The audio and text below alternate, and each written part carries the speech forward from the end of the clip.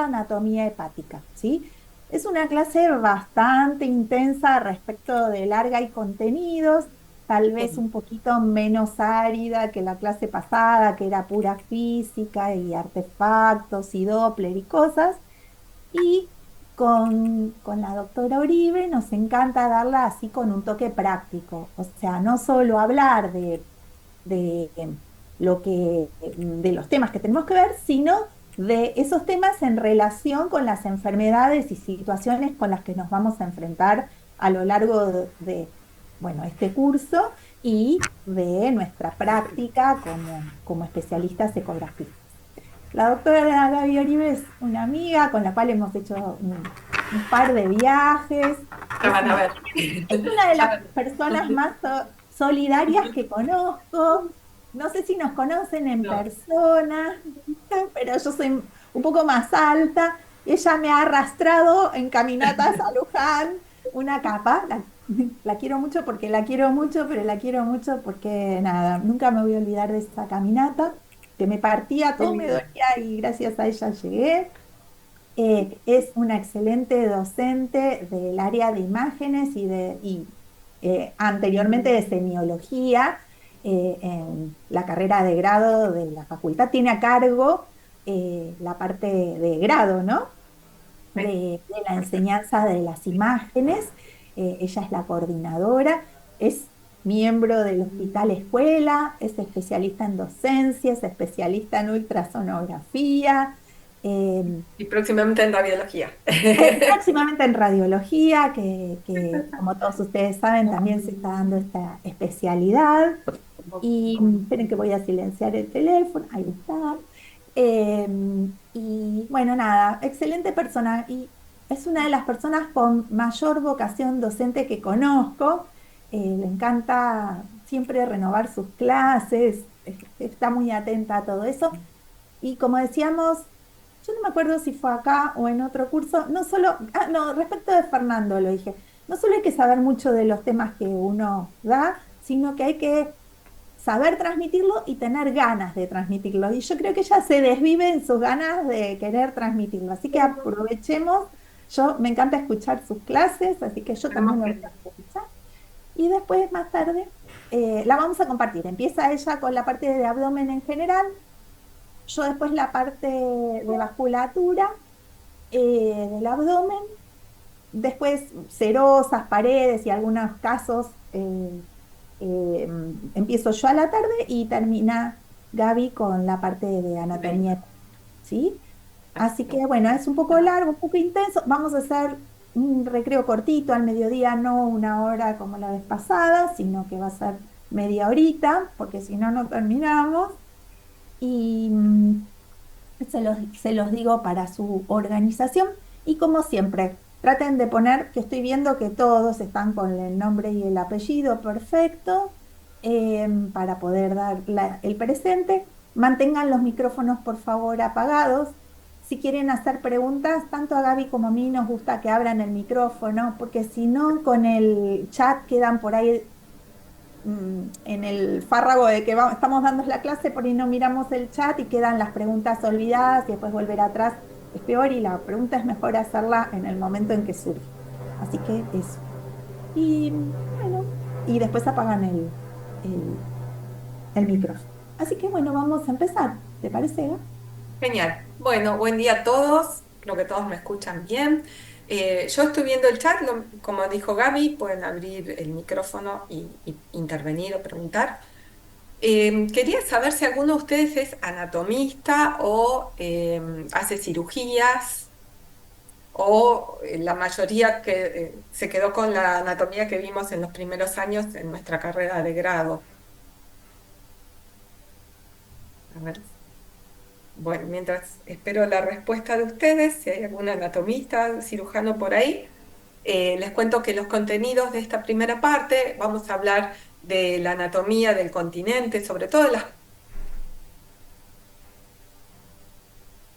no, solo clínica, dice Leonor, a partir de las cuales nosotros tenemos nuestra ventana acústica al abdomen. Vamos a hablar también del contenido. O sea, un poco vamos a refrescar todo esto de qué era la cavidad peritoneal, eh, cavidad abdominal, cavidad pélvica. Vamos a recuperar nombres de esos que nos quedaron atrás, como el ligamento inguinal, anillo inguinal, canal vascular, línea alba, todos esos nombres que por ahí uno tiene más olvidados, pero que alguna vez los vimos. Vamos después a hablar de las divisiones del abdomen, de divisiones que hablan los libros de anatomía, las divisiones de las que hablan los cirujanos, formas de dividir el abdomen de los cirujanos de los libros de anatomía, y también les voy a referir, y es la que vamos a usar, la forma más extendida que tenemos, por lo menos nosotros acá en nuestro medio, de dividir al abdomen, de describirlo para cuando hacemos nuestros informes. Y por último vamos a estar viendo ciertos aspectos de la técnica de exploración o de la anatomía topográfica, qué órgano vamos a encontrar, depende de dónde estemos haciendo el abordaje o el corte. Sí, así que si me acompañan, vamos a pasar a la próxima. Si me acompaña, ahí está la cámara. Bueno, la cavidad abdominal es la cavidad más grande que tiene el cuerpo, el tronco, que va desde el diafragma hasta la cavidad pélvica con la cual se continúa. Va a tener un continente óseo también, obviamente, que va a estar dado por la columna lumbar y sacra. La cavidad pélvica va a tener como continente óseo en todo lo que es la pelvis. El abdomen craneal, la arcada costal, las últimas costillas, pero donde nosotros vamos a poner más el foco es en toda la parte de tejidos blandos, en toda la musculatura del abdomen. Parte del techo del abdomen va a estar dado no solo por la columna, sino por un par de músculos que vamos a mencionar que son muy importantes, que son los músculos iliopsoas, el psoas mayor y el ilíaco. El iliopsoas es un músculo muy importante desde el punto de vista locomotor, em, y es un músculo que vamos a estar insonando permanentemente cuando veamos el retroperitoneo, cuando veamos los vasos, como van a ver con Gaby después, o busquen linfonódulos cuando vean la clase de linfonódulos. ¿Sí? Es un músculo que vamos a estar todo el tiempo viendo, aunque uno a veces no es tan consciente de cómo se llama ese músculo, pero lo estamos insonando permanentemente. Hacia craneal, el límite va a estar dado obviamente por el diafragma, y donde vamos a poner el foco ahora son en las paredes laterales y en el piso del abdomen, que van a estar dados por estos músculos, que es, bueno, ese es ese chiquitito que mencioné acá, es el cuadrado lumbar, ¿sí? El cuadrado lumbar es mucho más pequeño, así que generalmente cuando veamos el retroperitoneo vamos a estar viendo los músculos iliopsoas. Como les decía, ahora nos vamos a concentrar en las próximas diapositivas en lo que es el piso del abdomen, que va a estar dado por los rectos abdominales, y las paredes laterales, que van a estar dadas por los oblicuos y el músculo transverso abdominal. Si quizás, aunque no sean cirujanos, han hecho castraciones y demás, recuerdan que el abordaje, la laparotomía estrellada que se hace por el flanco, común para abordar, para realizar las ovariectomías en las hembras, se divulsionaban las fibras musculares en el sentido de los músculos, ¿no? Entonces uno iba divulsionando en este sentido, en otro y en el transverso para abordar la cavidad abdominal. Entonces el primer músculo que vamos a encontrar es el oblicuo externo, que tiene estos músculos abdominales son muy importantes porque no solo soportan el peso de las vísceras abdominales, imagínense en un cuadrúpedo, están todo el tiempo soportando las vísceras abdominales, tienen también una función activa en comprimir el contenido abdominal en la defecación, en la micción, en el parto. También colaboran con el movimiento respiratorio. Tienen son estabilizadores de la columna, integran al tronco porque conectan las costillas con la pelvis, con la columna, y también participan en la locomoción, porque cuando el animal, bueno, nuestros pacientes corren, al contraerse y al flexionar la columna, acercan la cintura pélvica y los miembros pélvicos hacia craneal, así que tienen múltiples funciones. Les decía, el primero que encontramos es el oblicuo externo, que se va a extender desde las últimas costillas, es este primero que vemos acá con el número 1, desde las últimas costillas toma inserción, ¿sí? En general los músculos se mencionan desde el origen y luego la inserción. Entonces, este se origina por ese sentido de cráneo dorsal a caudo-ventral que tiene, se origina en las costillas, desde la sexta, séptima costilla hacia caudal, ¿sí? Fíjense, son como estas bandas, ¿no? En la fascia toracolumbar, que es esta parte más blanca que se ve acá en la foto, y se va a insertar en una línea fibrosa que se llama línea alba, que es donde se unen las vainas de los rectos, ¿sí? En la línea, en el rafe medio, digamos, ventral. Esa es la mayor inserción que tiene este músculo. Pero también larga una pequeña, se bifurca, digamos, en su aponeurosis de inserción, la mayor parte, la parte abdominal va a ir a esa línea alba, y hay otra partecita más pequeña que va a ir a otra estructura tendinosa que se llama el ligamento inguinal, ¿sí? O, sí, ligamento inguinal. Esa bifurcación que tiene entre la parte abdominal y la parte inguinal es lo que va a constituir, que después vamos a ver, el anillo inguinal externo. Es parte del canal inguinal. Bueno, entonces este primer músculo se origina en costillas, fascia toracolumbar y se va a insertar en la línea media y en este ligamento inguinal. Y ese ojal que tiene va a ser el anillo inguinal externo. El siguiente músculo que vamos a encontrar es el oblicuo interno. Justamente por este sistema tiene que ser una banda fuerte la musculatura abdominal para sostener todo este peso. Entonces, una de las formas de generar esa fortaleza es con fibras entrecruzadas. Entonces, el externo y el interno entrecruzan, después viene el transverso y el recto abdominal, y entre todos forman esta pared tan fuerte para contener el contenido abdominal. Bueno, este oblicuo interno se va a originar desde caudal, entonces se va a originar también en esa fascia toracolumbar, en la tuberosidad coxal y en esta estructura que les menciono hoy, que es el ligamento inguinal. Entonces toma inserción en caudal y se dirige hacia craneal para insertarse también en esa línea alba, en esa línea media, en el rafe medio del abdomen.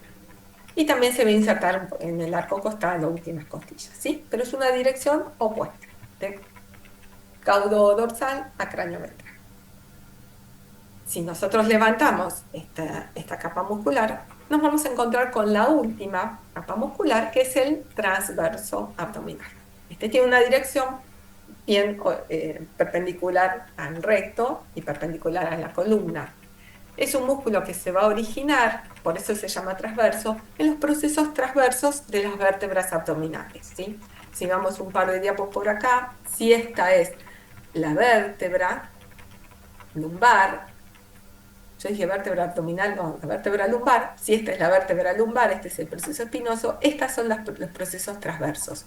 Acá toma inserción, toma origen, mejor dicho, el transverso abdominal, para completar e insertarse acá en la línea media, en la línea A, ¿sí? Entonces volvemos a esta foto, se origina, y eso se ve, ustedes lo pueden ver ecográficamente, no les miento. Este origen lo pueden ver. Y bueno, se va a insertar en la línea alba.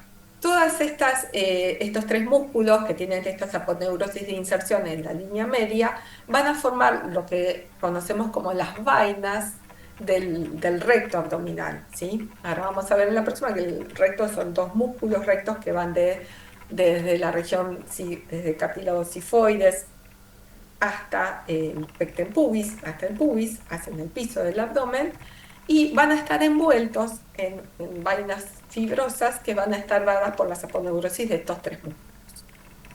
Bien. Esto es una foto de una tomografía, pero también lo vamos a ver, si quieren ustedes, en una radiografía, que es algo que por ahí tenemos todos, que es algo mucho más palpable y más tangible en nuestra práctica. Volvemos al anterior, cuando nosotros apoyamos el transductor para hacer los cortes, los abordajes coronales en nuestros pacientes, cuando vamos a buscar la adrenal, la aorta, los linfonodos, el riñón, estamos apoyando sobre la piel, subcutáneo, la fascia toracolumbar, obviamente, bastantes capas de depósito adiposo, Fíjense que esto más oscuro, más hipoatenuante es la grasa y esto más brillante es el músculo. Entonces, es muy común que nuestros pacientes domésticos, nuestras mascotas, tengan un rico depósito adiposo entre estas capas musculares, ¿sí? Sobre todo los gatos y demás. Entonces vamos a ver bastante de panículo y las capas de los músculos, por ahí no completas, pero entrecortadas. Y fíjense lo que yo les decía hoy, que los oblicuos, se originan en esa fascia toracolumbar aquí arriba, pero el transverso, que es el más interno, se origina en el proceso transverso de las vértebras. Entonces, así como nosotros lo podemos ver en un método más sofisticado, como es una tomografía, también lo podemos ver en las radiografías de nuestros pacientes de abdomen. Y los vamos a ver, a veces no se ve como una línea radiodensa de tejido blando completa, no se sigue completa la línea, pero vamos a poder ver lo que es la grasa, ver lo que son estas capas musculares, ¿sí? Y justamente, sobre todo los animales que tienen un buen depósito adiposo, por ahí los que están caquéticos demasiados no, pero en estos sí podemos ver ese detalle. ¿Y cómo lo vamos, porque en definitiva, cómo lo vamos a ver nosotros en la ecografía? Bueno, de la misma manera nosotros apoyamos el transductor sobre la piel, esto más hipoecoico es el tejido adiposo, y los músculos abdominales los vamos a estar viendo como estas vainas, como estas bandas, ¿sí? De cogenicidad, de diferente cogenicidad.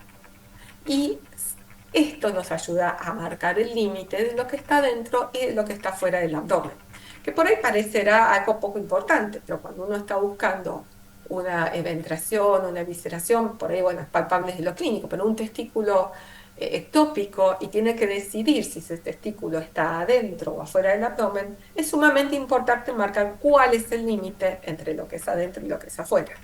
Entonces, acá es pared abdominal y de aquí para acá es contenido, ¿sí? Esto es contenido, acá hay una sala de intestino, acá hay un hilo, en este seguramente sea de un gatito, y esto de acá es pared. Lo mismo cuando uno tiene que buscar si hay una lesión en la pared, un absceso o, o un lipoma, tiene que ubicarlo, usa estos límites. Acá vamos a ver la diferencia. Nosotros normalmente, generalmente exploramos el abdomen de nuestros pacientes con la sonda microconvex. Entonces, no tenemos un buen detalle en ese campo cercano, porque tampoco estamos poniendo el foco aquí. Y son esas estructuras que las pasamos de largo, ¿no? Que no ponemos el foco ni la atención. Pero cuando nos interesa ver la pared o cuando usamos una sonda lineal, vamos a tener un mejor detalle. Y si nuestro foco está puesto en evaluar la pared de nuestros pacientes, bueno, tendremos que poner justamente el foco a esa altura y manejar la profundidad. Esto que les puse acá, si bien Gaby les va a hablar más o les va a dar muchos más ejemplos de patologías de la pared, es el caso de una gatita añosa. No se explica muy bien cómo fue el origen de esta ruptura, pero se pidieron la ecografía porque se notaba a veces una deformación en la pared, en el flanco, no me acuerdo si derecho o izquierdo, de este paciente. Y cuando realizamos el foco, hacemos la exploración de todo el contenido abdominal y nos vamos a detener en la pared, van a ver ustedes, películas son muy parecidas, que en algún momento el riñón de la gatita no es una evisceración ni una ventración completa, porque hay músculos abdominales que se mantienen, pero el transverso abdominal, ahí ven la musculatura y ahí ven cómo se corta y cómo protruye el riñón, ¿sí? Aquí abajo vamos a ver algo parecido, son muy parecidas. ¿Sí? Entonces, en algún momento el riñón es como que se asoma por esa solución de continuidad que tiene el transverso. Y no está toda la pared no está rota, sino ese músculo, ¿sí? Entonces, para esto es importante también un poco decidir dónde es adentro, dónde es afuera y dónde poner el foco de cuál es la alteración en la pared. El piso de este abdomen está dado, como dijimos, por los rectos abdominales, que son estas dos bandas musculares que van a tener ciertas intersecciones tendinosas, ¿sí? Que son los abdómenes marcados de la gente de los físico-culturistas que tienen estos, se dice la tabla de la barra, además, tiene que ver justamente con este recto abdominal y sus eh, estas intersecciones tendinosas transversales, y esos son los que van a estar envueltos en las vainas que generan la saponeurosis de los oblicuos y el transverso, ¿sí? Entonces acá de nuevo estamos viendo abajo una tomografía, cómo se coloca el transductor sobre la línea media cuando nosotros, por ejemplo, queremos realizar la exploración del hígado desde un abordaje subxifoideo. Nos vamos a encontrar con, son muy fáciles de reconocer.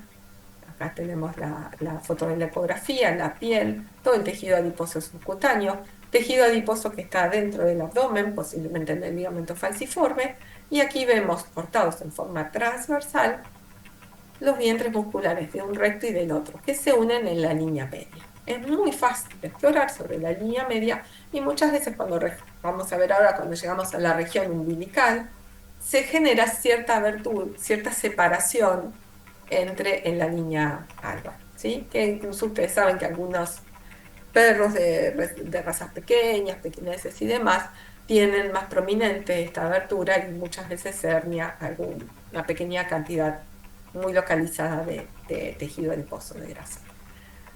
Esto que vamos a ver o que vemos en esta foto y lo vamos a ver en una película es el mismo recto abdominal del paciente, pero en un corte longitudinal. Estoy apoyando en vez de sobre el plano sagital, en un plano parasagital sobre el recto, y lo que estoy viendo aquí son las intersecciones estas tendinosas, ¿sí? Este es el contenido y esta es la pared del abdomen. También, esta foto, me acuerdo que era de una ecografía que hizo Gaby de un boxer, un cachorro boxer musculoso, pero muy común a veces, si ustedes prestan atención, que los gatos se ven bastante bien esto. Yo creo que es por el uso que usan de su musculatura abdominal, por la agilidad que tienen. Bueno, todo esto es contenido y todo esto es pared. ¿Sí? Fíjense, la diferencia también de cómo se ve la fibra muscular cuando es insonada en forma longitudinal, la diferencia con esta primera foto que yo les mostré, cuando la fibra muscular es insonada en forma transversal, ¿no? Que acá parece mucho más hiperecoica, como un puntillado, y acá la vemos, esta justamente es una propiedad que tienen los músculos, que la vamos a ver cuando veamos la clase de músculo. Pero el músculo se caracteriza por eso, porque es diferente en el corte transversal que longitudinal. Y lo que yo les refería es que cuando nosotros estamos haciendo el barrido de la línea alba desde el epigastrio, desde el cartílago sifoides hacia el pecten pubis, nos vamos a encontrar con una imagen parecida a esa, y cuando lleguemos a la región inguinal, es muy común ver que esa línea alba se separa, y a veces podemos llegar a ver cierto contenido adiposo en esa situación, en esa solución de continuidad. A veces se hernia parte del epiplón y se generan adherencias, ¿sí? Entonces tenemos... Hasta acá como venimos. Para ustedes esto es familiar, ya han hecho este tipo de exploraciones, todo que han puesto el foco en la pared abdominal, porque uno cuando empieza siempre ve el contenido, ¿no? El abdominal, y esto lo pasa por alto. Bueno, simplemente también a veces son más voluminosas estas deformaciones y es fácil de ubicar. Esta es un poco una foto este fue nuestro primer ecógrafo en el hospital, un Berger, este era de la década de los 90 y era bastante parecido a un micrón, era aparatoso así, parecido a un micrón. Tenía tres perillas y uno no sabía si meter la comida para calentar o hacer una ecografía de la época analógica. Pero bueno, nosotros, un poco para hacer historia, esta era la herramienta que teníamos para trabajar y para hacer diagnóstico y veíamos, ¿no? Y hacíamos nuestros diagnósticos con esta calidad de imagen. Y bueno, hoy en día quizás, dice, ¿cómo hacíamos? Nos costaría adaptarnos, pero bueno, eran las herramientas del momento. Bueno, entonces hasta acá vemos cómo está cerrada la cavidad abdominal, pero también tenemos que tener en cuenta que ciertas aberturas existen, porque parte del contenido abdominal tiene que salir, como por ejemplo el músculo iliopsoas que se inserta en el fémur, los vasos, o sea, cuando la aorta da las ramas ilíacas y se convierten en femorales, tienen que salir del tronco para llegar a los miembros. O en el caso del cordón espermático en el macho, por algún lado tiene que salir. Entonces, las aberturas principales de las que vamos a hablar son el canal inguinal y otra que por ahí es menos familiar, que uno la escucha menos, que es la laguna muscular y vascular. En cuanto al canal inguinal, es un espacio muy estrecho que existe entre el anillo inguinal interno y el externo.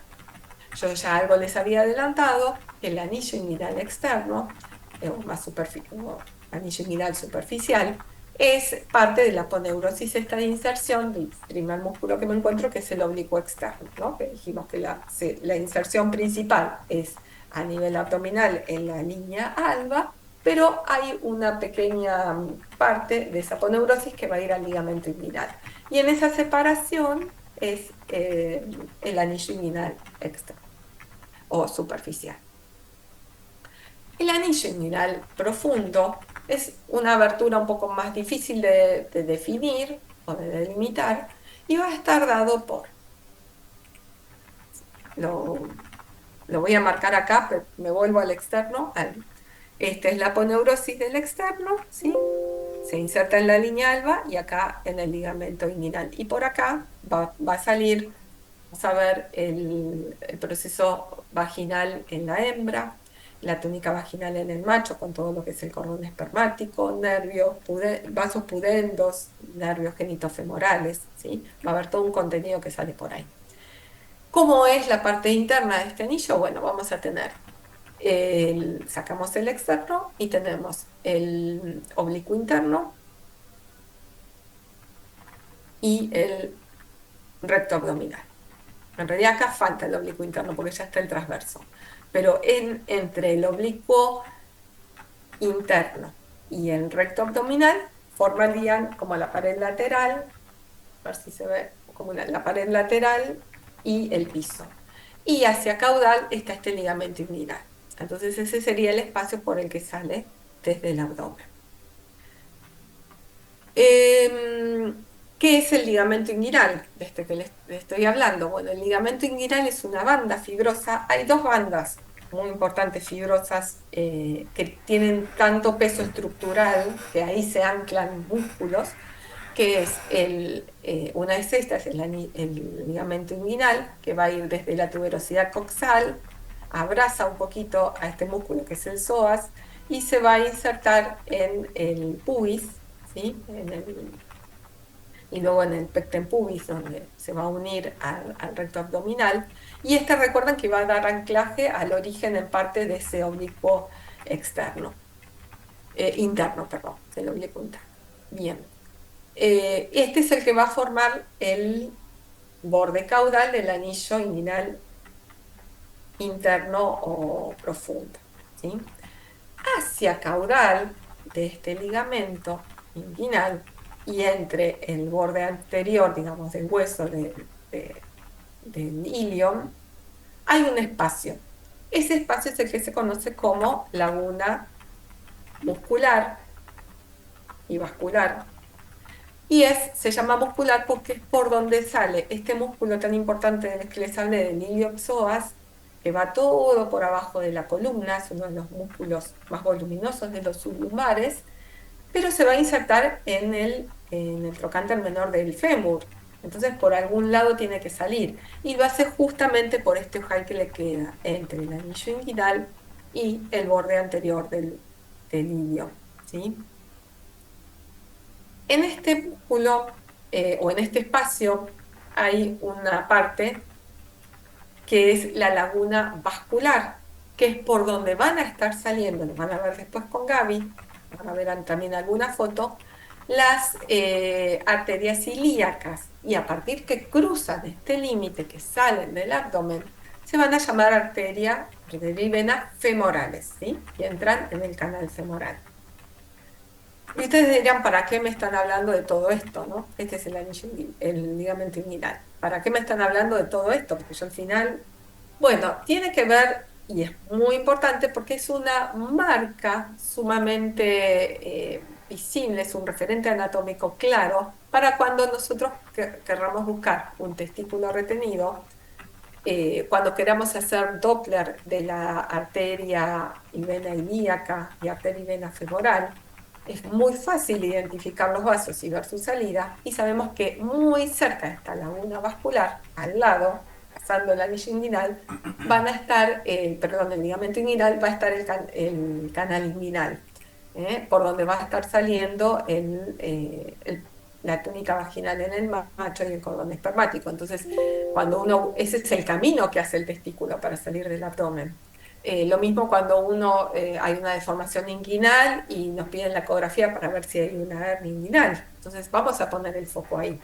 De manera que conociendo esta anatomía y sabiendo que los vasos ilíacos y femorales están tan próximos, los podemos usar de marcador para encontrar el anillo inguinal. O sea, vamos en una ecografía en un paciente sano, que no tenga ninguna patología, lo que vamos a identificar son los vasos, ¿sí? Y sabemos que ahí está la laguna vascular. No vamos a ver una marca que nos diga, este es el anillo inguinal. No, no vamos a ver ninguna marca. Pero si está agrandado o si hay algún contenido más voluminoso que está pasando por ahí, lo vamos a poder reconocer, ¿sí? Entonces, lo que sí vamos a ver son los vasos saliendo por la laguna vascular. El canal inguinal, en condiciones normales no, pero cuando está agrandado sí. Y lo vamos a ir a buscar pegadito a los vasos. Bien. Entonces, acá que está agrandado y que pasa este contenido, voy a poder saber que este es el anillo inguinal, ¿sí? Y sumamente importante cuando yo busco un testículo estópico, porque es parte del recorrido que hace. Entonces, ¿qué va a pasar por ahí? Como dice acá, la túnica vaginal, el cordón espermático en los machos y el proceso vaginal en la hembra y el ligamento redondo del útero, que en condiciones de un gran agrandamiento uterino, como puede ser una colecta uterina o una gestación, se puede herniar. Por eso muchas veces las hernias inguinales contienen un cuerno uterino agrandado. En la próxima, acá, vamos a ver, ¿sí?, cómo pasa parte de este contenido. Esto es subcutáneo, ¿sí? Y esto es el anillo inguinal o el canal inguinal, y esto es adentro del abdomen. Adentro del abdomen pasamos afuera al espacio subcutáneo y volvemos a entrar, ¿sí? Normalmente, si no hay un contenido voluminoso, no tenemos por qué verlo. Más de lo mismo. Sí, es más de lo mismo. Y lo que yo les comentaba hoy, bueno, acá vemos la foto donde está este canal inguinal con este proceso vaginal, en este caso es una hembra, y fíjense que esto que dice L y M son los vasos y arterias y venas femorales. Sí, ya a esta altura cuando salieron son femorales. Entonces yo busco los vasos y sé que un poquitito ahí al lado, hacia ventral, hacia ventromedial, tengo que tener el canal inguinal. Lo puedo ver o no, pero yo sé que ese es el área de proyección. Es como cuando ustedes pues busquen páncreas. No siempre lo van a ver, pero ustedes buscan el área de proyección. Bueno, y esto es lo que le comentaba un poco también. Con Gaby van a ver más fotos de vasculatura y van a ver mucho más de vasculatura. Esto que vemos acá es la aorta, que va a dar las ilíacas externas y se van a continuar como arterias femorales en el canal femoral. Esto que vemos acá que está fuera de plano es la cava, ¿sí? Y es por donde pasa la vasculatura. Entonces ustedes es muy fácil porque la aorta la encuentran fácil, siguen las ilíacas y siguen la femoral. Y saben que ahí es la marca para encontrar un poquito más hacia craneal el anillo inguinal, el canal inguinal. Bueno, esto que ven acá recto, la vasculatura se caracteriza por ser en general muy rectilínea, contenido anecoico, entonces Lo que vean más ondulante y más hipocoico generalmente es un cordón espermático, un cuerno uterino horneado.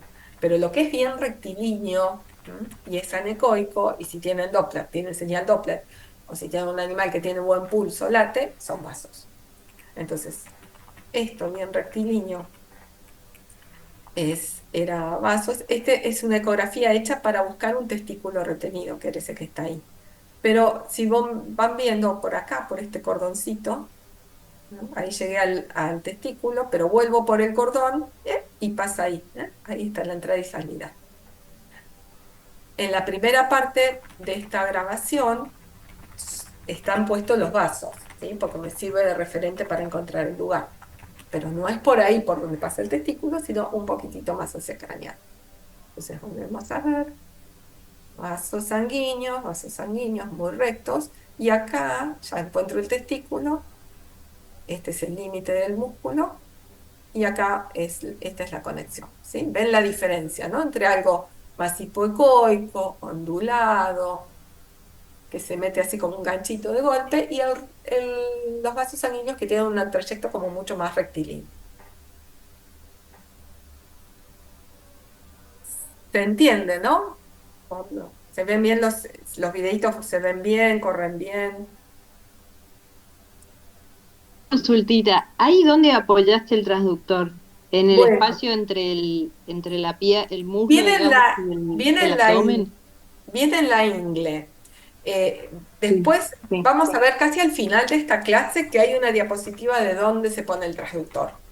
Pero Ah, viene en listo. la ingle. Sí, sí, O sea, yo tengo los rectos abdominales, sí. ¿sí? Acordate que uno de los límites del anillo inguinal es el recto. Entonces, otra forma de ver es, voy por el recto, cuando se me acaba el recto, ahí tiene que estar el anillo en algún momento, ¿no? Entonces, no Claro, lo puedo, si hago el corte bien sagital sobre el recto, no, tengo que irme un poquito más oblicuo, ¿eh? Y viene en la claro, ingle. Otra forma que sí. se me ocurre ahora que puede servir es, toman el pulso femoral. Y ahí saben que está la femoral un poquito más hacia craneal. Y si no, lo que es más Claro. fácil es con el transductor buscar la femoral. Pero igual ya vamos a ver una foto donde se apoya el transductor. Dale, dale, Bueno, gracias. no, por favor, pregunten todo lo que quieran así. Yo no me siento tan sola de este. Yo tengo una preguntita. Sí, Ese testículo había quedado como subcutáneo, sí. ¿no? Ahora, acá está en esta peliculita que es par de la otra, acá se ve. Sí. Este es el testículo. Esto es lo que a mí me interesa también, que tengan idea del límite, este es el plano Bien, muscular. Entonces, esto claro, es adentro y esto es afuera. Y ahí yo perfecto. puedo decidir, informarle al clínico, al cirujano, si el testículo está adentro o afuera del abdomen. Ok, gracias. Eh, bueno, acá se ve la vejiga, ahí está, ese es el cordoncito, ¿sí? Y acá se va el testículo, a la afuera se va. Y acá entra. Y ahí se va para afuera. ¿Mm? Pero fíjense lo diferente. Bueno, esto estoy a nada de encontrarme con los vasos. Bueno, algo de la cavidad pélvica, pobre, que algunos la consideran como una extensión del abdomen caudal. Esta cavidad generalmente siempre como más esquiva a lo radiológico, a lo ecográfico, porque con toda esta base ósea que tiene, no es tan amigable, no tiene tantas ventanas acústicas. Sin embargo, sí las tiene. Una de ellas es abordando desde el abdomen caudal la entrada de la pelvis. La base ósea va a estar dado obviamente por todo lo que es la pelvis, ilion, isquion y pubis, el techo por la columna sacra y coxigia, y va a tener toda una banda muscular que va a estar dado por los músculos que cierran el periné. Primero voy a tener aquí arriba toda la masa de los glúteos. Yo creo que por eso, acá fíjense que hay una buena ventana de tejido blando, que no usamos, no la usamos nosotros. Yo creo que en parte nos desanima porque esa parte del animal realmente tiene mucho pelo, mucho manto piloso denso, y tenemos la masa de los glúteos. Entonces, pero ustedes piensen por ahí un paciente pequeño, un caniche, con poco pelo, viejito, medio atrofiado. seguramente tenemos una muy buena, si apoyamos el transductor acá, tenemos una buena vía de abordaje a la cavidad pélvica. Y la otra posibilidad que generalmente nos pasa en los machos, cuando se rompe el diafragma pélvico, que podemos apoyar desde el periné. Y ahí generalmente siempre se nos hace es como el Triángulo de las Bermudas, no sabemos qué estamos viendo en el periné. Es una región mucho más difícil. La mayoría de los perros tenemos mucho pelo, mucho pato piloso, remolinos, entonces no es amigable apoyar el transductor ahí. Pero acá vamos a poder reconocer una base ósea que va a estar dado por el isquion, ¿sí? Y después no es tan complicado porque son 3 músculos nada más. El obturador interno, ¿sí? Los músculos coxigios, que son como los más potentes, y el elevador del ano. Generalmente si uno apoya el transductor sobre esta zona, va a ver el rafe medio, en los machos se puede llegar a ver el pene, sí, parte del pene y la uretra. Se ven muy bien los sacos anales, eso se ve claramente. La mayoría de nuestros pacientes tienen los sacos anales bastante distendidos, se ven como dos ojitos. Y, y bueno, y el esfínter anal, ¿sí? Pero acá tenemos digamos, cuando muchas veces nos pasa que no encontramos en un macho la próstata o la vejiga en el abdomen caudal, podemos hacer un abordaje desde acá. Y muchas veces nos encontramos por ahí una mejor vista de la próstata o de la vejiga, si ya, sobre todo si hay una debilidad de todo este diafragma pélvico. Bueno, que va a contener la ¿Cómo, cavidad perdón, pélvica. Sí. cómo es el nombre del abordaje? ¿O tiene alguna nomenclatura? O... No, la verdad que no. No, Ok, no. Yo pongo abordando desde el periné. No, ok. puede ser como transversal longitudinal, pero no. Digamos, desde periné, desde caudal, ¿no? Desde el periné propiamente dicho. Yo lo que les decía después, a ver si puedo ir al anterior, acá. Em, que pueden ustedes utilizar, no digo en todos los pacientes, no digo en todas las ecografías que hagan, pero ténganlo como una vía alternativa.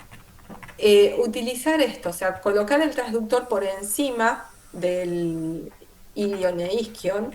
Este en realidad es un abordaje que se hace entre el trocánter y la tuberosidad isquiática para buscar el nervio ciático, ¿sí? Que pasa por acá. Y al buscar el nervio ciático, ustedes fíjense que en esta parte tienen una buena vía de abordaje. Acá obviamente que va a haber recto, no es que va a haber gran cosa y el recto con materia fecal, pero si hay una masa, por ahí una gran masa pélvica o una masa que esté ingresando, es una vía, como hablábamos una vez, Gaby me dijo que estaba frente a un caso de una gran masa y habían considerado como vía alternativa para acceder a una punción para esta. ¿Cuál es el problema de esta, digamos? Tampoco es un gran problema, que tienen toda la masa, acá está el glúteo, los 3 glúteos, sobre todo el glúteo medio que es potente, entonces por ahí en un animal musculoso no es fácil. Pero piensen ustedes por ahí en un paciente pequeño, de talla pequeña o que tenga hipotrofia muscular, no tenga mucha musculatura, es una vía válida, ¿sí? Solamente para que la tengan en cuenta, porque yo creo que está poco explotada y es una vía alternativa. Bueno, entonces, ¿qué va a contener esta cavidad pélvica? Ya dijimos el recto, la uretra, parte del cuello uterino y la vagina, y bueno, la uretra en los machos, básicamente. Después van a haber algunos fondos de saco peritoneales. Bueno, terminamos un poco con toda esta parte más densa de la musculatura, las aberturas y demás. Y vamos a entrar en lo que es el contenido abdominal. Cualquier duda, la podemos rever también después, no hay problema. Cavidad abdominal, cavidad peritoneal, es lo mismo. ¿De qué estamos hablando? Bueno, la cavidad abdominal es de todo esto que estuvimos viendo hasta ahora, es como la cavidad torácica. Ustedes saben que en tórax una cosa es la cavidad torácica y otra cosa es la cavidad pleural. De alguna manera, la cavidad abdominal es una cosa y la cavidad peritoneal es otra. Esta cavidad abdominal por adentro, yo hoy les mencioné la fascia toracolumbar, pero hay una fascia por adentro de la cavidad abdominal que se llama fascia transversa, que yo creo que tiene que ver con el músculo transverso, que es el más interno. Así como hay una fascia endotorácica y una fascia transversa, que recubre la cavidad por adentro. Entonces, es la parte como osteoarticular o musculoesquelética. Sobre esa hay un tejido subseroso donde se ancla el peritoneo parietal, ¿sí? El peritoneo es una capa de tejido conectivo, laxo, con dos capas, es como la pleura, una parietal y otra visceral. Entonces, sobre esta fascia transversa se va a anclar la capa parietal del peritoneo. Y es donde van a tener anclaje. Imagínense que dentro del abdomen los músculos tienen que estar sostenidos de alguna manera, están en una determinada posición y están sostenidos, anclados generalmente al techo de la cavidad peritoneal, y a su vez tienen que tener determinadas carreteras o rutas para que a ellos accedan los vasos sanguíneos, los nervios esplácnicos, los linfáticos y haya un drenaje venoso. Entonces tiene que haber canales de circulación. Y esto se va a hacer a través de los ligamentos, los mesos que tiene el peritoneo. Entonces dijimos que el peritoneo es una membrana serosa de tejido conectivo, de mesotelio, y entre sus dos capas solamente existe una mínima cantidad de líquido que tiene como efecto lubricar y que se puedan desplazar esas dos hojas. Imagínense que todo el tiempo, así como en el tórax ocurre la ventilación y hay una inspiración y una expiración, en el abdomen hay cambios de posición, hay vísceras que se distienden, se llenan y se vacían, hay también parte del movimiento respiratorio, hay peristaltismo intestinal, ¿sí? Todo está en movimiento y lo que se queda quieto mucho tiempo se adhiere, así que todo tiene que estar en movimiento y lubricado. Esa es la misión que tiene la cavidad peritoneal, generar esa mínima, así como la cavidad pleural tiene una mínima cantidad de líquido pleural que permite el deslizamiento de las pleuras, también sucede lo mismo en la cavidad peritoneal. Es una cavidad virtual y no tiene que contener nada. Por ahí a veces es un concepto confuso y difícil de entender, pero el abdomen está lleno de vísceras, de vasos, de grasa, pero no está todo eso afuera, digamos, de alguna manera de la cavidad peritoneal. La cavidad peritoneal no tiene nada. También se dice que durante un momento de la ovulación en la hembra pasan los óvulos por ahí, pero si no, no tiene que contener nada, ¿sí? En la mayoría de las hembras castradas, en los machos no hay nada más que una mínima cantidad de líquido. Bien, y es una cavidad cerrada, por tanto, y se va a ubicar casi completamente dentro de lo que es el abdomen, con ciertas proyecciones hacia la cavidad pélvica y fuera del abdomen hacia el escroto, ¿sí? Tiene como esas prolongaciones, pero mayormente está contenida dentro de la cavidad abdominal. Entonces, dentro de la cavidad abdominal, parte de la cavidad pélvica por esas proyecciones y fuera del abdomen dentro del escroto. Esas serían como las extensiones extraabdominales. En el macho, o sea, va a envolver todo lo que es la túnica vaginal, el cordón espermático, ¿sí? Y en las hembras el proceso vaginal, o sea que cuando una hembra tiene una hernia inguinal y tiene una piómetra o un útero preñado, eso que sale es una prolongación de la cavidad peritoneal. ¿Mm? Pero el útero no está dentro de la cavidad peritoneal. Y esa es la parte por ahí a veces más difícil de organizar, no sé, o de pensarlo. No sé por qué no me corre esto. Ahí está, no lo tenía puesto. Bien, entonces dijimos que los órganos abdominales están de alguna manera sostenidos a ese techo del abdomen. Y en ese techo del abdomen vamos a tener órganos retroperitoneales, donde solamente, como sucede con las adrenales o los riñones, donde solamente una parte del peritoneo los va a recubrir y el resto están recubiertos de la grasa perirrenal. Y yo lo puse acá como este cinturón de seguridad, donde ese osito es como el riñón que está contra el techo, contra ese músculo psoas. Y después hay órganos que tienen un meso más largo que los conecta, que sería más parecido a este cinturón, ¿no? Por acá sería el meso por donde van y vienen arteria, vena, linfáticos, nervios. Entonces, vamos a tener un peritoneo parietal visceral y un peritoneo conector que va a estar dado por esos mesos o ligamentos. En general, se dice que los mesos son más anchos y más ricos en musculatura, en nervios, y los ligamentos son más angostos, tienen más tejido fibroso de anclaje y son menos ricos en vasculatura. Pero bueno, es una diferenciación semántica. En cuanto a las proyecciones de la cavidad peritoneal hacia la cavidad pélvica, vamos a tener ciertos recesos, o sea, ciertos repliegues donde llega el peritoneo y se vuelve, que son el saco pubovesical, vesicogenital y rectogenital, ¿sí? Es decir, que cuando yo estoy insonando, poniendo el transductor en el periné para ver esa próstata en ese paciente, yo no estoy viendo cavidad peritoneal ahí, hasta ahí no llega la cavidad peritoneal, ¿sí? ¿Por qué? Porque se entra un poquito dentro de la cavidad pélvica, pero no ocupa toda la cavidad pélvica.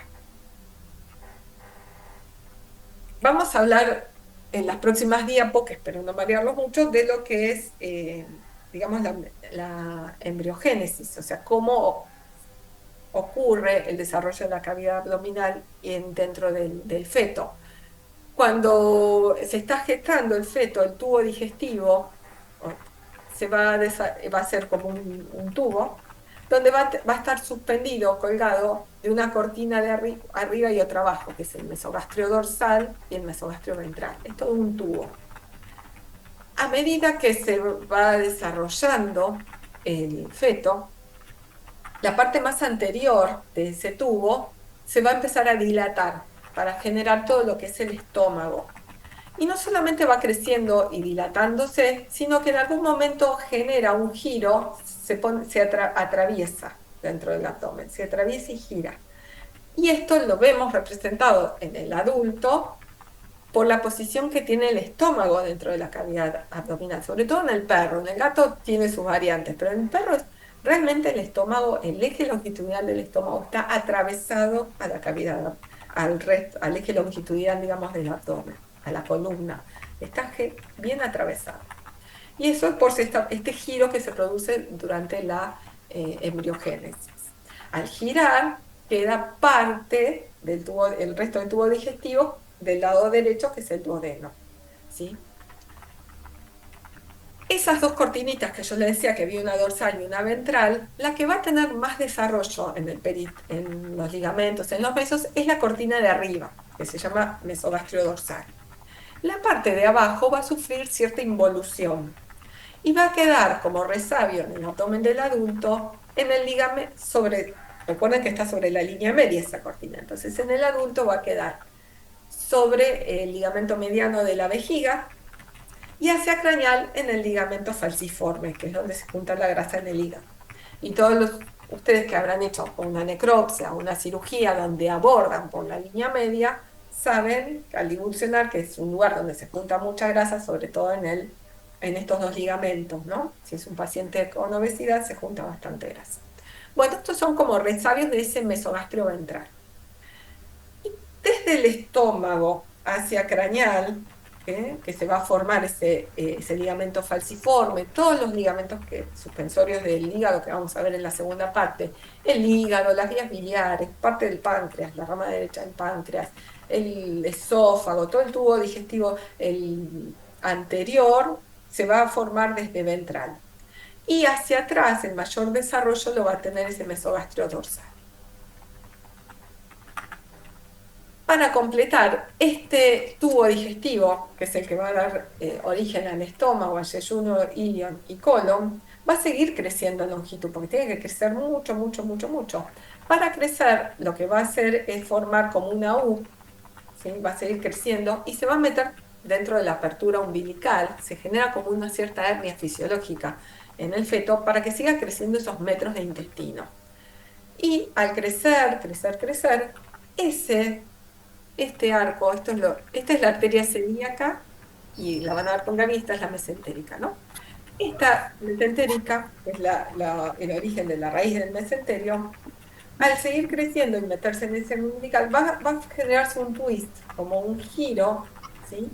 Y al girar va a arrastrar consigo a la parte que le queda atrás, que es el colon, ¿sí? Que es lo que va a originar el colon. Y en ese giro hacia la derecha va a quedar el inicio del colon a la derecha. Así como quedó el duodeno a la derecha, va a quedar el inicio, el ciego del perro, más desarrollado, colon ascendente, transverso, que también va a tener una posición transversa paralela al estómago, y colon descendente. Bueno, esto es medio embrollado, pero es un poco lo que da origen a dos estructuras, que son el aumento menor y el aumento mayor. Dijimos entonces que los mesos son los que conectan a los órganos con la pared del abdomen, de la cavidad, y en el sentido más estricto, mesenterio es el mesoyeyuno, ¿sí? Pero hablamos de un mesoduodeno, un mesenterio que sería el mesoyeyuno, un mesocolon. De estos, entonces, el de mayor desarrollo es el aumento mayor o epiplón mayor, que también cuando uno hace una cirugía y entra, o una necropsia y entra por línea alba, lo primero que se encuentra es una tela con bastante grasa y demás que tiene que correr, un manto que tiene que correr. Eso no es ni más ni menos que el aumento mayor, que va a tener anclaje en todo lo que es la curvatura mayor del estómago, se va a replegar hacia el fundus de la vejiga. Acá recuerden que está el ligamento mediano. Vuelve, involucra la rama izquierda del páncreas y también compromete a un ligamento que es el gastroesclénico que fija la cabeza del vaso. Esto es como si fuera una bolsa, de hecho se llama la bolsa omental. Es como una bolsa vacía, porque no tiene nada en su interior, ¿sí? Y es aquí donde están, digamos, los órganos, donde ustedes ven los vasos sanguíneos, el depósito adiposo, los linfáticos, los linfonódulos, están metidos acá, en las paredes de esa bolsa, ¿sí? Y lo loco de pensar es que justamente todo lo que está metido ahí en las paredes de la bolsa es el afuera de la cavidad peritoneal. Y el adentro de la cavidad peritoneal son estos espacios más grandes que están virtualmente ensanchados en este dibujo. Lo que va a decir al viejo, a Marcelo. ¿Alguna duda? Vamos a ver si voy a hacer aquí. Bueno, entonces lo que yo les decía, nos encontramos con toda esta tela, con todo este aumento mayor que tenemos que desplazar. Yo la asemejé a esta bolsa, ese aumento mayor. Esta abertura de la bolsa también es algo virtual que va a estar, como mencionamos acá, bueno, o se va a mencionar en la próxima, va a estar entre la vena cava y la vena porta, ¿sí? Y está bien, es algo que nosotros ecográficamente vamos a poder ver en muchos abdómenes que tengamos buena ventana acústica o en los gatos, esa vecindad que existe entre la vena porta y la vena cava. Y es importante conocerlo porque muchas veces cuando uno busca un shunt extrahepático, muchos shunt van a buscar la vena cava a ese nivel del foramen epiploico. Entonces está bueno saber dónde existe, dónde está. Bueno, este aumento mayor tiene esta parte de la bolsa, que fue la que yo les describí, parte de ese ligamento gastroesplénico que une la cabeza del vaso con el estómago, con el fundus gástrico y el diafragma, que es lo único que sostiene el vaso, porque el resto es muy móvil, y una parte que ancla a la rama izquierda del páncreas. Y lo vamos a ver en este dibujo, que es del libro de anatomía Miller, el libro de anatomía canina, donde lo que tenemos es cortada la bolsa omental, levantada con estas pinzas, y vamos a ver cómo tenemos esa rama izquierda del páncreas, el ligamento gastroesclénico y la bolsa omental que está cortada en este caso.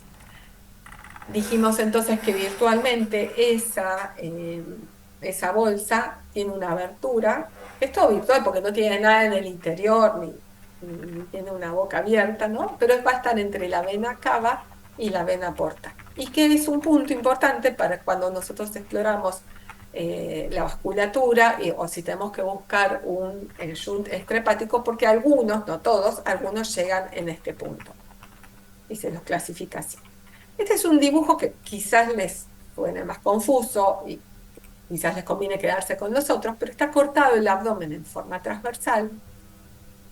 Vamos a ver, esta es la vena porta, la vena cava. Vamos a ver esta parte que contiene al páncreas, cómo se ancla ese aumento mayor en la curvatura mayor del estómago, y esa bolsa, ese foramen epiploico que va a estar acá virtualmente. A mí me parece que es más claro el dibujo anterior, que se veía longitudinal, pero bueno, por ahí les sirve integrar los dos, o se queda más con el otro, o como ustedes consideren cuál es el que los puede ayudar más a entender esto. En otro aumento, pobrecito, que quedó con menos protagonismo, que es el aumento menor, que era parte de ese mesogastro que involucionaba el ventral, va a conectar el estómago con el hígado, ¿sí? Lo vamos a ver después en la segunda parte de hoy a la tarde, cuando veamos hígado, cómo se ancla. Y es importante porque muchas veces ustedes cuando vean linfonódulos, o si ven una estructura acá, quizás un absceso, demás, pueden dar referencia en su informe que está proyectado en el área o en la topografía del aumento menor, ¿no? Entonces ya están dando una mayor información mucho más rica para el cirujano. Bien.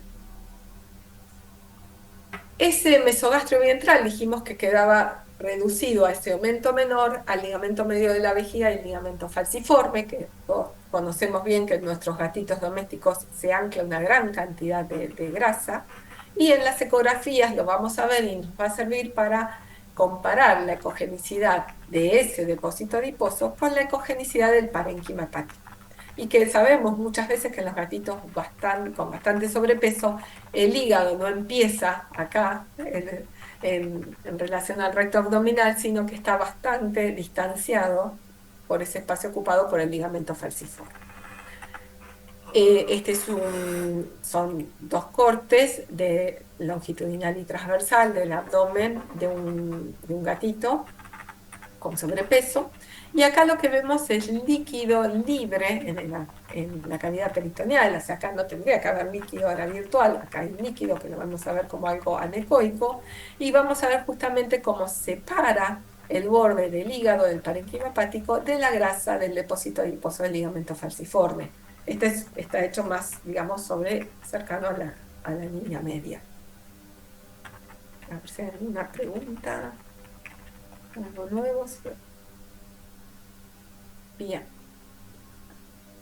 Bueno, cosas que nos podemos encontrar, ya después van a ver con Gaby, ciertas formaciones que ustedes van a ver. Estas son muchas veces necrosis de grasa del peritoneo, que se dan en gatos, que se mineralizan. Entonces muchas veces la verdad es que se ven más en las radiografías, porque uno muchas veces haciendo la ecografía se encuentra con esto e interpreta como que es el recto, ¿no? Con contenido, y no le da bolilla, pero salta más a la vista en una radiografía. Entonces estas son necrosis de la grasa que se mineraliza, que no tiene mucha relevancia clínica, pero son todas cosas que ocurren en las serosas, como van a ver con Gaby. Bueno, hasta acá vimos el continente y contenido. Ahora vamos a entrar un poquito más en la parte más ágil, que es cómo realizamos los cortes, el abordaje del abdomen y la topografía, ¿sí? En general, hoy en día está tan difundido el uso de la ecografía que se usa a veces casi sin preparación, ¿no? Se usa en una urgencia, en una consulta clínica, aunque sea para no hacer todo un protocolo de estudio, pero cuando nosotros citamos a un paciente para hacer un estudio, le pedimos generalmente una mínima preparación que consiste en un ayuno. Yo diría que en los gatos se puede hacer menos horas de ayuno, porque es una especie que vacía el estómago mucho más rápido, y tampoco es bueno hacer ayunar al gato mucho más de 12 horas. Entonces uno puede ser más tolerante pidiendo menos ayuno a un gato, y por ahí el perro sí, si no tiene ninguna condición particular, una hipoglucemia, un insulinoma, o es un cachorro, una condición de debilidad, siempre está la condición médica por encima de la preparación. Pedimos un ayuno más extendido, teniendo en cuenta que muchas veces el perro, perdón, es un animal que tarda más en vaciar su estómago.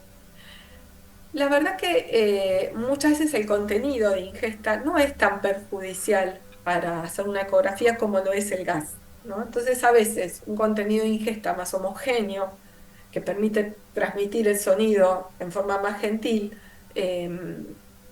genera menos artefacto y es más amigable que cuando el estómago, el perro viene por ahí con un gran ayuno, pero viene excitado, tragando aire, el labrador el día de verano con 40 grados, entra jadeando y que se tragó todo el aire o vino en el auto con la ventanilla, con la cabeza por afuera. Esa es una pelota de gas que es el que no nos va a dejar ver nada. Pero muchas veces un contenido de ingesta, por ahí si no tiene mucho gas, es más gentil para el ultrasonido. Nosotros realmente acá en nuestro medio y en la práctica es difícil que realicemos tricotomía, por lo menos una tricotomía extensa de la pared.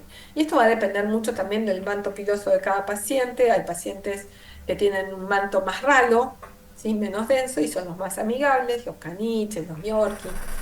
Y otros que tienen un manto muy compacto. A veces cuando uno ya se pone cada vez más canchero y avesado, hace pequeñas ventanas acústicas en lugares estratégicos y arrastra la piel, como tiene en subcutáneo muy laxo, se puede arrastrar esa ventana al área de interés. Pero bueno, uno también a veces cuando empieza necesita hacer una tricotomía más extensa. En cuanto a los transductores, bueno, el que tenemos, el convex, es el caballito de batalla de 5, de 6. Cuanto más alta sea la frecuencia, más nos va a costar sonar un labrador de 40 kilos, entrar en el abdomen craneal, en el hígado de un labrador de 40 kilos. Así que lo bueno es tener una amplia gama de frecuencias y obviamente el lineal, como vimos el caso si uno quiere estudiar los pacientes pequeños, estructuras superficiales como los ovarios, la pared abdominal, está más que indicado el lineal. Los cortes, en general vamos a hablar de cortes longitudinales o transversales al eje largo del paciente, del abdomen. Y en cuanto a los abordajes, vamos a hablar de abordajes sagitales o parasagitales, que son todos aquellos que hagamos sobre el piso de la pared abdominal. Los coronales son los que vamos a estar haciendo sobre las paredes laterales, de hacer transverso y oblicuos. Después va a haber una banda intermedia, que es cuando ustedes van escaneando, en algún momento pasan del sagital, parasagital al coronal, ¿no? Hay partes oblicuas, hay áreas grises ahí.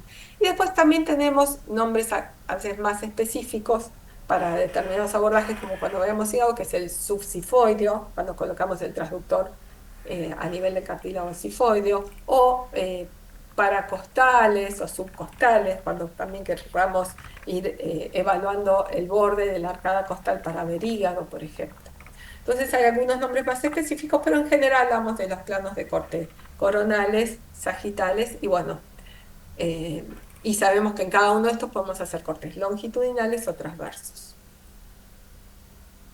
Bueno, esto es lo que les comentaba, seguramente hay algún estudio más nuevo. Yo había encontrado en el 2014 de una universidad, un estudio brasilero, ¿no? Donde decían que en realidad para ver las estructuras no afecta tanto la ingesta, pero sí el gas. El gas es netamente...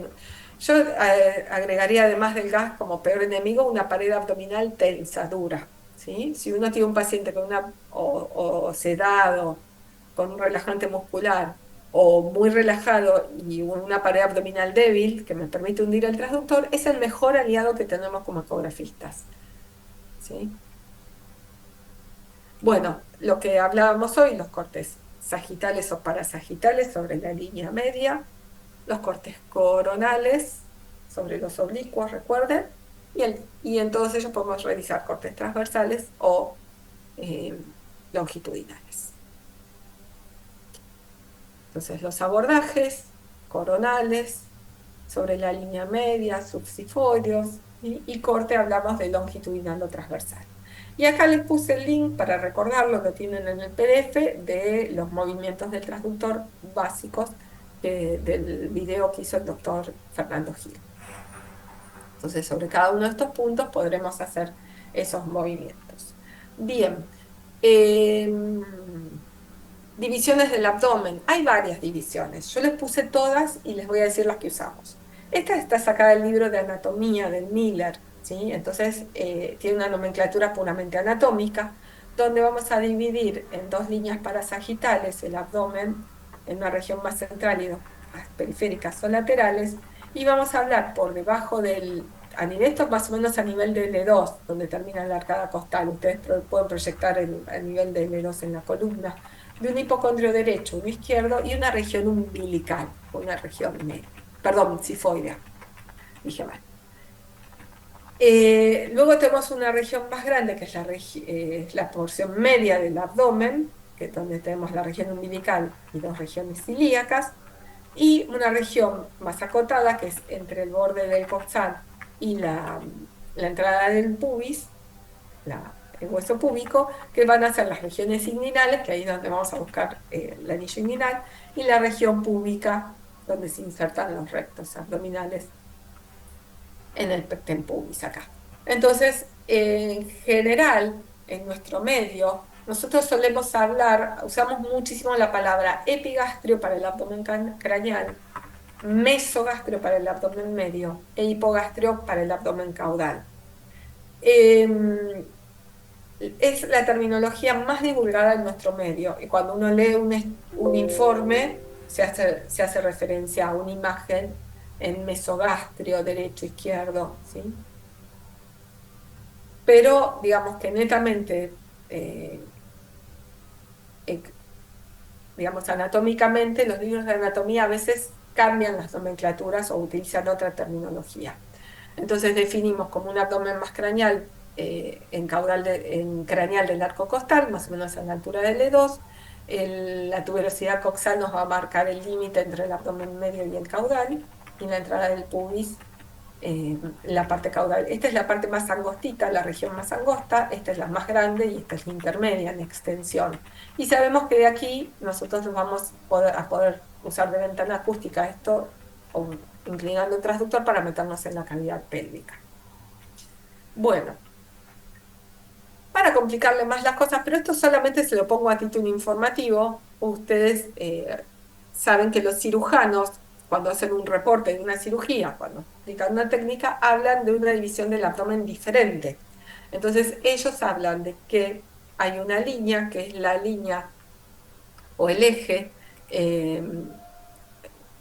esplenogastroepiploico, o sea, generado por este. Yo les dije hoy que el estómago del perro estaba atravesado y el colon transverso también, ¿no? Eso generaría como una línea, ¿sí? Ese eje, para una zona anterior a esa línea esplenogastroepiploica y otra posterior, hacia caudal.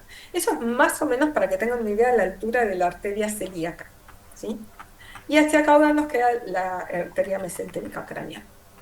Y hacia caudal ellos dividen el abdomen, depende si es perro o si es gato, en una región parieto-mesoduodenal entre la pared y el duodeno, parieto-mesocolónica entre el colon descendente del lado izquierdo y la pared abdominal izquierda, y una región entre estas dos líneas que es la intramesoduodenocolónica. Eso así hablan los cirujanos, o lo pueden ver en un reporte.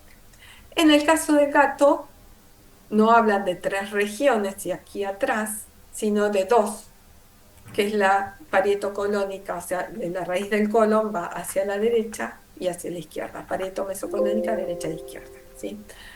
Esto simplemente a título informativo, si alguno es cirujano o hace especialidad en cirugía, además, estar más familiarizado, pero nosotros como imagenólogos de todo esto, solemos hablar de mesogastrio, epigastrio e hipogastrio. Y yo a veces también suelo utilizar más porque lo veo más parecido a la terminología cuando uno lee bibliografía de radiología de países extranjeros, de un abdomen craneal, un abdomen medio y un abdomen caudal. ¿Sí? Y entonces hasta ahora les mostré la del Miller, la del libro de anatomía, la de los cirujanos. ¿Y qué es lo que usamos, lo que puse acá y vamos a ver en las próximas diapositivas, que es lo que tenemos más incorporado en nuestro medio? que es donde si ustedes son, no sé si en otros países de Latinoamérica usan otra, pero lo que nosotros usamos acá, cuando uno lee el informe de ultrasonido de un colega, va a escuchar esta denominación y es la que vamos a usar de acá en más. Esto, yo doy clases de radiología casi de hace 30 años y históricamente había una división en los viejos libros de radiología del abdomen desde a nivel más o menos de L3 hacia craneal y hacia caudal. Esta zona media se llamaba mesogastrio y luego teníamos un epigastrio, un hipogastrio y podíamos hacer una división entre un epigastrio dorsal y ventral, ¿sí? Esto abarcaría más o menos la raíz del mesentero y todas las masas de asas yeyunales. Y ahora vamos a ver la proyección de cada órgano. Entonces, de acá en más, para ver una parte del abordaje topográfico, vamos a utilizar esto. ¿Cómo vamos a ubicar? Entonces, esto es un poco ahora, cuando nosotros hagamos nuestros abordajes, vamos a ir viendo en estas próximas diapositivas qué esperaríamos encontrar en cada una de estas zonas, ¿sí? Es una parte ahora un poquito más ágil y práctica. Esto claramente va a depender del tipo de abdomen, porque no es lo mismo el abdomen péndulo, donde la mayoría del contenido se va hacia el abdomen medio, que el abdomen de un galgo, donde casi todo el contenido, para desgracia nuestra, se nos va hacia el abdomen craneal y nos queda por debajo de la arcada costal. Y digo para desgracia nuestra los ecografistas porque todo lo que quede por debajo de la arcada costal nos genera una ventana acústica más difícil, más trabajosa, muchas veces meternos por los músculos intercostales, esos abordajes intercostales nos degrada a veces la imagen, ¿eh? Nada es tan amigable como el abdomen medio, esta parte ventral más lampiña, con menos pelo, excepto los gatos que pueden tener mucho pelo, pero generalmente esta es la parte más amigable, más gentil del abdomen. Acá nos cuesta más, ¿sí? Pero bueno, entonces esto es aproximado, lo que vamos a decir ahora, como a manera de ejercicio, y va a depender mucho de cada paciente y cada conformación. Pero si nosotros hacemos, vamos a ir empezando a hacer una práctica, un abordaje coronal, ¿sí? En el abdomen craneal o en el epigastrio dorsal, ¿qué nos esperaríamos encontrar? Bueno, yo puse acá pulmón porque muchas veces vamos a tener que lidiar con la expulsión diafragmática y el pulmón que nos va a dejar ver en forma intermitente quizás los lóbulos hepáticos izquierdos. Vamos a tener el fundus del estómago, la cabeza del vaso, muchas veces, recuerden que estaba muy asociado el fundus del estómago con la cabeza del vaso por ese ligamento gastroesplénico. Si, no siempre los vamos a ver, pero si están aumentados de tamaño podemos ver linfonodos esplénicos, linfonodo gástrico, me faltó acá agregar el linfonodo gástrico. En algunos pacientes el lóbulo izquierdo del páncreas que va a pasar entre el estómago y el colon transverso, y el colon transverso, propiamente dicho. Entonces ese desfiladero entre el estómago y el colon se va a colar el lóbulo izquierdo del páncreas, ¿sí? Entonces eso uno esperaría encontrar, o sea, si voy a buscar la cabeza del vaso, bueno, voy a ir ahí a buscarlo, después veré, después voy a ir recalculando dónde me lleve el abdomen de ese paciente y en la posición en la que está en la camilla, dónde lo voy a ubicar, ¿sí? Pero entonces yo voy a palpar las costillas, voy a proyectar mentalmente una división entre el abdomen y el tórax, voy a pensar, bueno, el diafragma está por acá, lo voy a pensar mentalmente, las costillas las puedo palpar, y colocando el transductor acá me puedo encontrar, sobre todo si es un gato, con esta imagen, que es la del fundus vacío, la famosa imagen de rueda de carro que se ve por ahí el estómago está lleno, pero esta parte está vacía y está apretada y se ve esta forma de rueda de carro de los pliegues. Voy a ver hacia ventral parte de los lóbulos hepáticos, el estómago apoyando sobre hígado, esa cara visceral del hígado. Acá voy a ver entonces, miren, esto que veo acá es el estómago y esto que se ve acá chiquito es el vaso, ¿sí? Y este es el estómago con líquido. Ese es el vaso.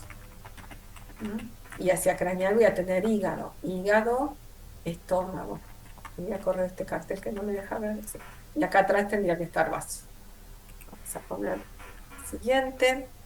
¿Sí? A veces tenemos suerte y en nuestros pacientes el vaso se corre hacia craneal y me permite estar en la posición con el hígado. Y es la situación ideal porque voy a poder comparar ecogenicidades. Entonces, en estos casos voy a tener hígado acá y vaso. Hígado, ay, me fui. Hígado y vaso. Y este es el estómago. Ahora este estómago está con un poco de gas, mucus, este tiene más mucosidad que me deja transmitir mejor el sonido.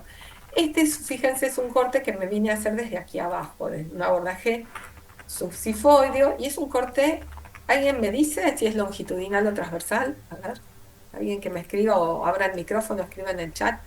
¿Cómo estoy ahí en longitudinal? Longitudinal. Perfecto, perfecto. Bien, bien en el plano sagital y puedo ver muy bien. Es lo más parecido a una radiografía de abdomen lateral, ¿no? Bueno, me pasé. Estoy entrando desde aquí. Esto después lo vamos a ver en la segunda parte del hígado. Bien, si me corro más al abdomen medio, ¿qué voy a pensar? Encontrar. Bueno, en algunos pacientes va a seguir habiendo vaso, o depende del tipo de abdomen, si es más péndulo, si es un Cushing, por ejemplo, que se va todo más hacia caudal. Con un hígado grande que me corre más, puedo ver el PANC, también el vaso, el páncreas y el lóbulo izquierdo. Vamos a esperar a encontrarnos con el riñón, con la adrenal. Acá me faltó la adrenal izquierda. Vamos a ver también la raíz del mesenterio y todo el yeyuno, todas las asas de intestino. Parte del colon, si estoy del lado izquierdo va a ser el colon descendente, si estoy del lado derecho será ciego y colon ascendente, o unión iliocólica en el gato y colon ascendente. Los ovarios, derecho o izquierdo, parte del inicio del cuerno uterino. Hoy en día, por lo menos en donde estoy yo, es muy, muy común que los pacientes, tanto perros o gatos, estén castrados. Entonces, cada vez es más difícil ver ovarios o útero, más raro. Pero bueno, eso depende de cada medio y cada lugar. Y bueno, voy a ver la raíz del mesenterio y voy a buscar, la van a ver después con Gaby, van a buscar la celíaca, la arteria mesentérica y van a poder ver linfonodos. Entonces me corrí hacia atrás, voy a encontrarme el riñón, en este caso el izquierdo, más cantidad de vasos, sobre todo parte del cuerpo y la cola del vaso, que si se viene más hacia caudal, si no es un galgo, ¿no? Porque en el galgo se va todo para adelante, las asas de yeyuno. Entonces voy a ver en este corte, este abordaje coronal, corte longitudinal, voy a ver el riñón, voy a poder seguir viendo vaso. Las adrenales, acá aparecen las glandulitas adrenales. Realmente voy a usar estos abordajes coronales para buscarlas. Voy a ver también los vasos principales que van a ver con Gaby en la tarde.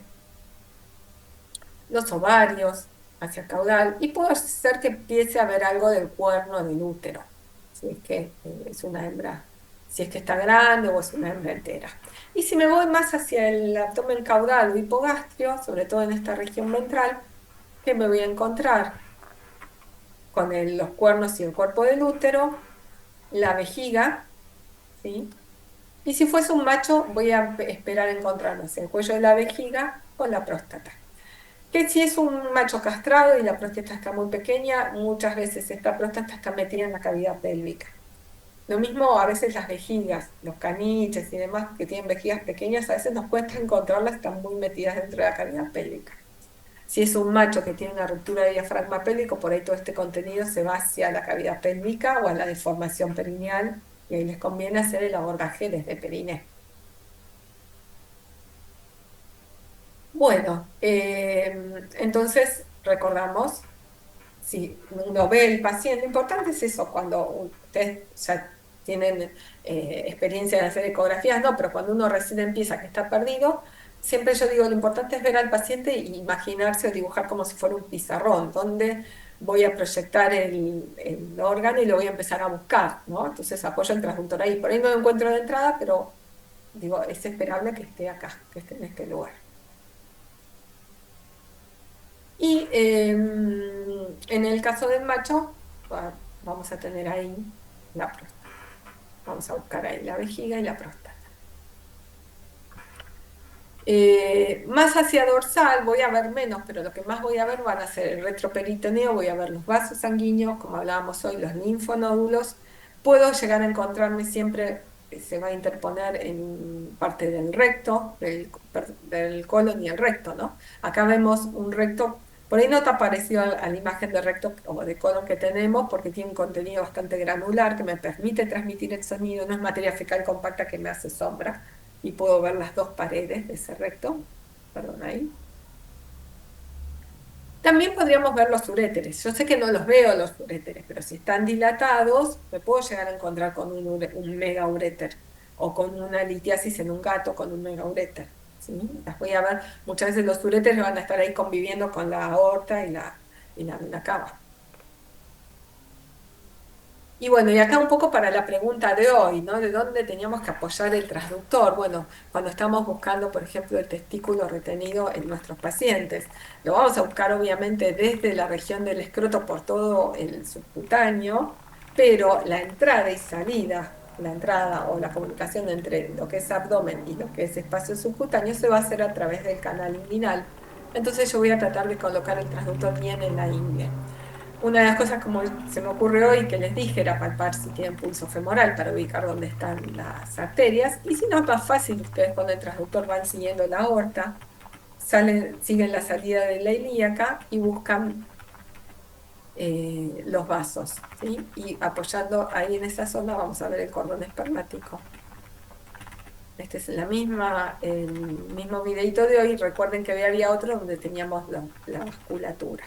¿Sí? Entonces voy a ir bien al pliegue de la ingle, porque es ahí donde está. Donde también después buscaríamos el psoas, buscaríamos la inserción del psoas, es todo en esa zona. Y esos son los vasos. Esta va a ser nuestra guía, nuestro faro. Sobre todo cuando no tenemos tanta experiencia y demás, los que más nos van a guiar son los vasos sanguíneos.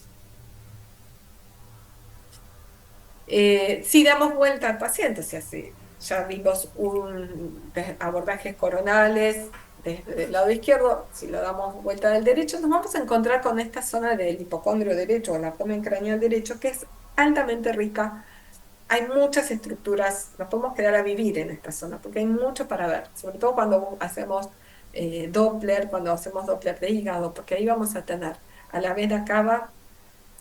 Vamos a tener un abordaje de la aorta, y vamos a poder también ver el tronco celíaco y mesentérico, y vamos a tener, con suerte, el abordaje para la vena cava. Entonces vamos a poder ver mucha vasculatura.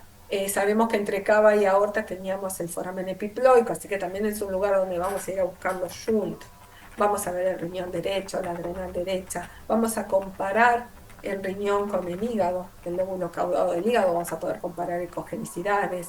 Vamos a poder buscar también el duodeno, la rama derecha del páncreas, el cuello de la vesícula, el colédoco. Una zona riquísima de cosas para ver. Entonces, abordaje desde corte coronal derecho en longitudinal, aorta, vena cava, riñón derecho, adrenal derecha. Esto que está acá es el hígado, el lóbulo caudado del hígado. Esto que está entrando acá es la vena porta. Esto es el hígado. Nosotros podemos ver hígado desde acá y a veces podemos continuar viendo hígado y a veces se nos interrumpe y vemos hígado más hacia ventral. ¿Sí? Eso depende de la conformación de cada paciente y del tamaño de su hígado. Acá hay una fisura hepática, digamos, derecha, y no siempre hay continuidad, no siempre podemos seguir con el transductor viendo continuamente hígado. Muchas veces se nos ve interrumpido el campo, digamos, visual y tenemos que recuperar hígado más abajo. Bueno, acá tenemos riñón con un hígado. Comparamos ecogenicidades, comparamos tamaño. Vamos a ver también, intenta hacer un dibujo del píloro y del duodeno, entonces lo vamos a utilizar cuando busquemos páncreas, la rama, el lóbulo derecho. Y también, y cuando nos venimos más hacia ventral, más hacia la línea media, es cuando nos vamos a venir a buscar la vesícula y la vía biliar. Entonces siempre generalmente vamos a tener un muy buen abordaje de vesícula, o desde el subsifoideo o desde coronal derecho, pero no acá arriba, sino más hacia ventral. Entonces, si nosotros tenemos llegamos a trabajar con el paciente en decúbito dorsal, los pacientes lo permiten perfectamente, sabemos que en el abdomen craneal vamos a proyectar todo el hígado, casi todos los lóbulos del hígado. Desde abajo vamos a ver lateral y medial izquierdo, medial derecho, vesícula biliar. Ahí atrás hay un gato. Álvaro tiene un gato atrás. Bueno, píloro, ¿sí? Del lado derecho, el cuerpo del páncreas en esta zona, los linfonodos hepáticos, gástricos, gastroduodenales, vamos a poder ver mucho. ¿Eh? Y hacemos desde acá, desde este abordaje subsifoide, vamos a ver que tenemos cortes transversales, que esto lo vamos a ver ahora en la tarde, lo retomamos cuando veamos hígado, y sagitales. Sagitales longitudinales y transversales. Vamos a estar metiendo el transductor desde ahí, si nos permite. Y bueno, y con esto llegamos así como corriendo al primer recreíto de hoy, entregando la clase a la posta Gaby para que pueda seguir ella con la vasculatura. Así que yo sé que es arduo, ¿no? Pero está bueno tener los apuntes a mano y consultar los libros de anatomía y tener estos referentes anatómicos porque nos ayuda a guiarnos en el abdomen. Así que, Gaby, ¿andás por ahí? Sí, acá estoy. Entonces dejo de compartir pantalla. Igual creo que vos podés meterte y compartir y Sí, yo creo que sí, pero hagámoslo por la más vía lúdico. tradicional, Exacto. que me siento más segura. A mí me estresa mucho que el Zoom Está haga bien. lío. Sí, sí, sí, Por la vía totalmente. segura, que no se corte y Ahí yo siempre ya dejé de compartir. Ya está, ¿no? buenísimo. Quieren que hagamos, son Ah, 11, las 11:05. Hacemos recreíto mínimo hasta las 11:10 y arrancamos, ¿les parece? cortito para Cortito, cortito un para que café, estiren un poquito las mate. piernas, hagan Eso. algunos ejercicios y se vayan a servir un